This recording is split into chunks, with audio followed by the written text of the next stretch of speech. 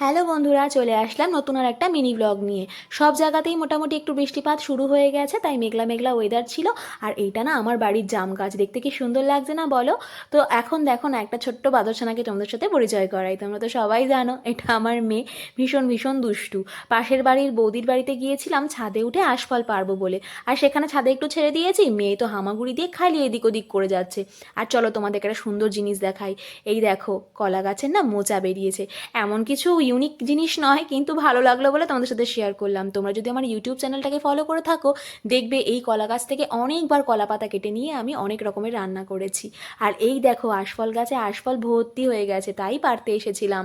তো এতটা দূরে ডালপালাগুলো ছিল, আমি টানতে পারছিলাম না। দু তিনজন মিলে টেনে ফাইনালি হাতের সামনে নিয়ে এসে আমি কিন্তু বেশ কয়েকটা বড় বড় ছিঁড়ে নিয়ে সাইড হয়ে গিয়ে বলি, তোরা তোদের মতন খা। আমার কিন্তু আশফল খেতে বেশ ভালো লাগে। তোমরা কে কে ভালো খাও কমেন্ট করে জানিও, আর ভিডিওটা ভালো লাগলে লাইক করে দিও।